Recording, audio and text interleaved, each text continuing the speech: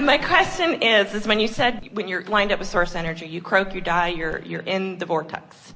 And if you're in the vortex, then there would be nothing beyond that. Please tell me what happened with Jesus. Because there is such controversy. He was in the vortex and he was done and he never came back. And I just have so many questions. I feel so connected to Jesus in a way that I can't explain, that my heart sings, and I don't know what that's about. Well, we have some questions for you about that. Do you believe that, first of all, does it resonate with you that you are an eternal being? Yes. And do you think that's true of Jesus? Absolutely. And does it make sense to you that even though you're here in this physical body, or even though he was here in a physical body, does it make sense to you that the larger part of you is non-physical? Yes. Does it make sense to you that while you are in your physical body, you have access to all of that? Yes.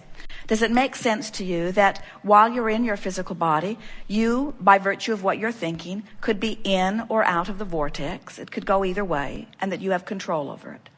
Does it make sense to you from the scanty part of the story of his life that you have actually been able to hear? Does it make sense to you that he was not so different from you in the sense that there were things that he focused upon that took him into the vortex and allowed the clarity? In other words, when you sat before him dripping your illness and he held you as his object of attention, he did not allow himself to see your illness. Instead, he knew the wholeness of you because he was in the vortex where he could see all that you had become. And he trained himself not to be distracted. Do you think that he was always that way? Do you hear the story of how he left his village and went somewhere they knew not where and was gone for some period of time?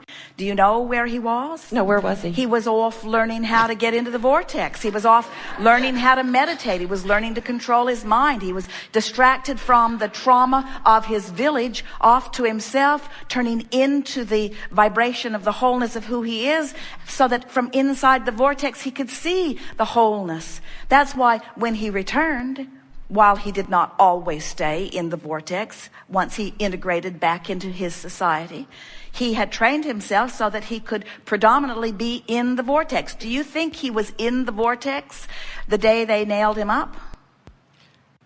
I don't know. I don't think so. Well, what's your guess? No. Is that not a powerful message that he would bring? In other words, if you could hear him, what he was saying is, I'm not different from you. The kingdom of heaven that you are all looking for over here, over here, over here, over here, over here, over here, isn't over there, isn't over there, it's over here. The kingdom of heaven is within you. It is a vibrational place. You tune into it. Everyone is an extension of it, you see. When you wait for him to come back, do you understand that that's what is flowing to all of you? In other words, it's physical humans who stand outside the vortex and write this stuff always get it wrong. Helpful? Very helpful. Did he resurrect, like come up back from the dead like the Bible says, or did he pull a fast one and go down the aisle or down the alleyway and somebody took his place? I'm just really curious. He reemerged into non-physical, as each and every one of you will. He became source energy, as each and every one of you are. Reemerges back into physical experience, as each and every one of you are doing. In other words, he was not an anomaly. He was not an anomaly, and yet all the things that you want to believe about him are accurate. In other words, but they are accurate of you as well. Thank you.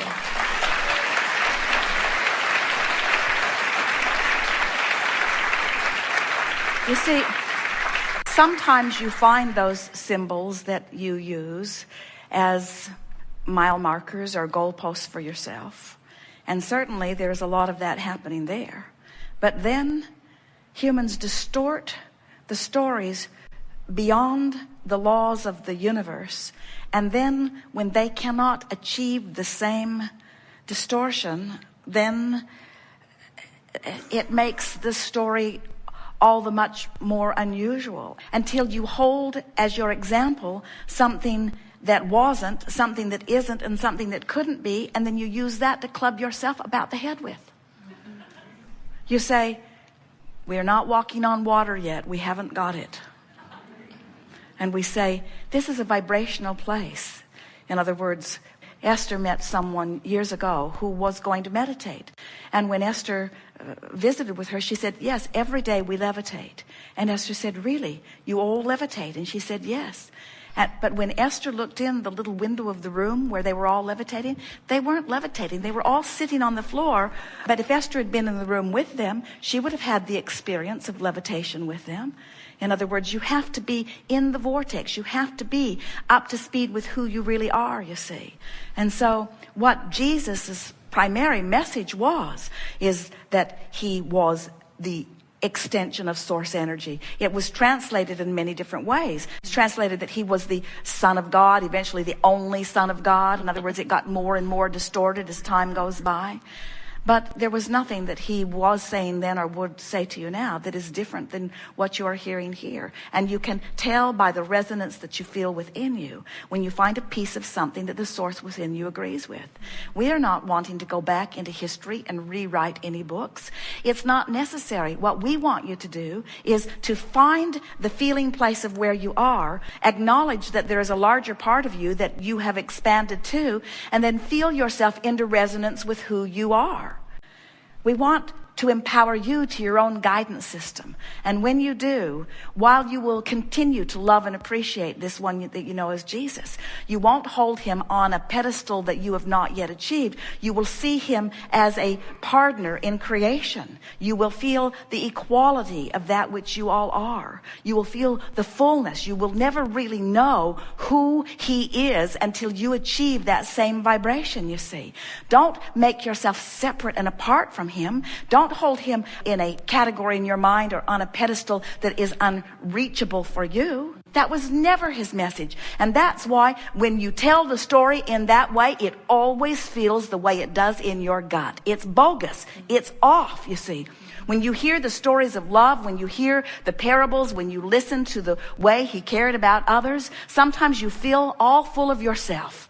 Because in the reading or the hearing of that, you come into alignment with who you are. But the majority of the story, the part that's most emphasized about this blessed being who came to teach, to uplift you all to the same alignment, the majority of the story that is told is about the day that he was not in the vortex. And then all of the stories that you then have to tell in order to make that fit, to that make that fit, and then make that fit, and then make that fit. And before you know it, everybody says, I believe, but nobody knows what they're believing because nobody feels it.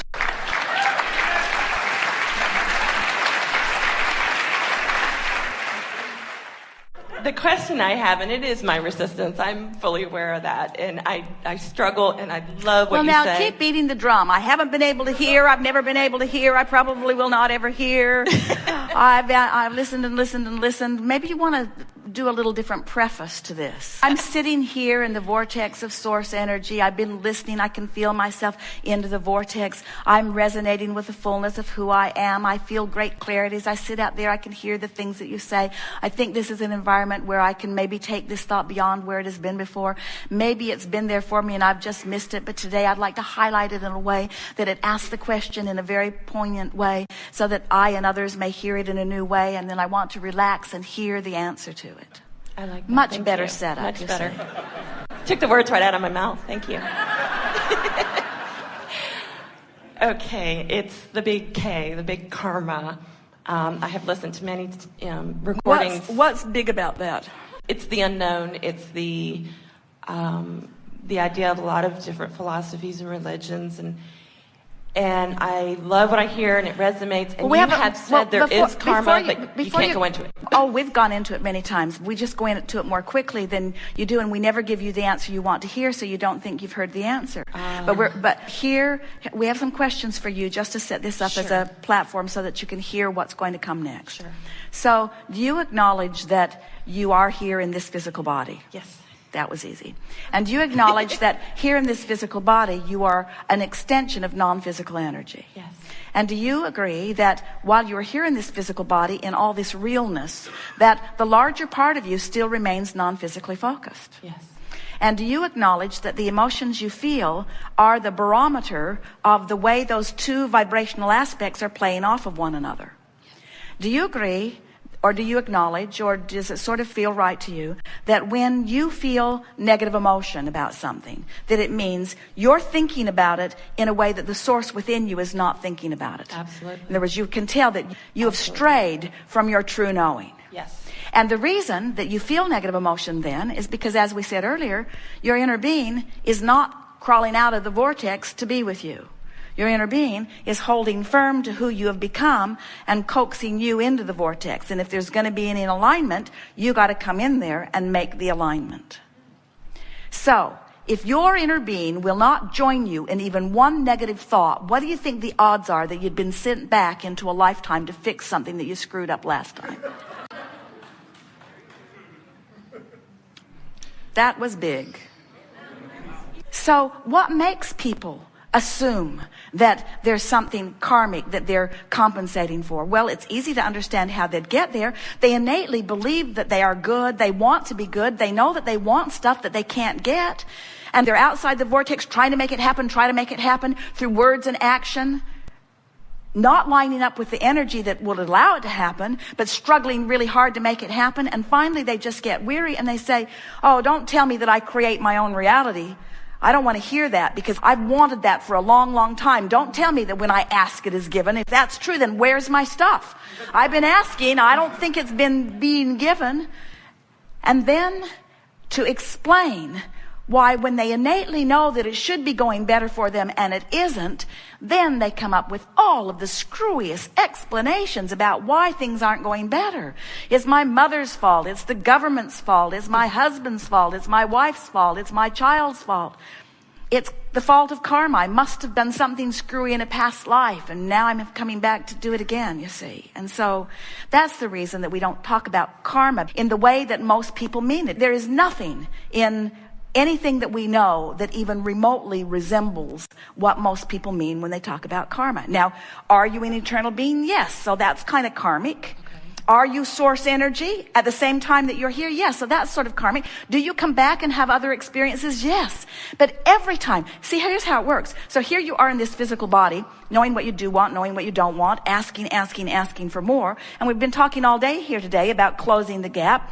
Hopefully while you're here in this physical body, but some don't. Some just get more and more of a spread between who they're letting themselves be and who they are. And then they have their closing of the gap during that releasing into the non-physical, what you call the death experience.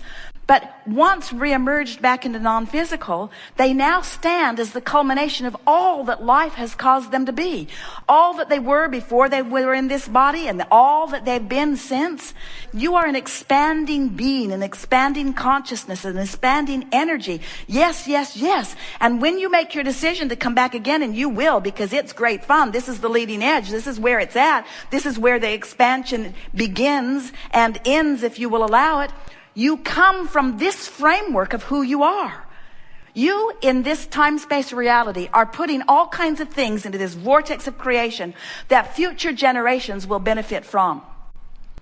But it doesn't need to only be future generations. You all could get into the vortex now if you would use the power of your mind to get in there, and you could benefit from it right here and now. But if you don't, it doesn't matter, because who you really are has become that, and when you reemerge into physical again, you will come from that vantage point. Haven't you noticed that about the children that are coming forth? Don't they just know stuff? Don't they know stuff? Esther visits with her grandchildren and she can hardly believe that they know stuff she just learned from Abraham. I just learned that, and you were born knowing that? You see. I'm a youth minister. So I experience that every So is that helpful? In other words, if you want to call it karma, it doesn't matter what there is this eternal wheel of life that is spinning, and you will never be finished with your expansion, with your joyful expansion. But it is our promise to you that you are not sent here to fix things that are broken. You're never come forth to compensate for things that you did in an inappropriate way before. You come forth as genius, consciousness, wanting vividly to explore contrast and put thought in new places and come into alignment with it.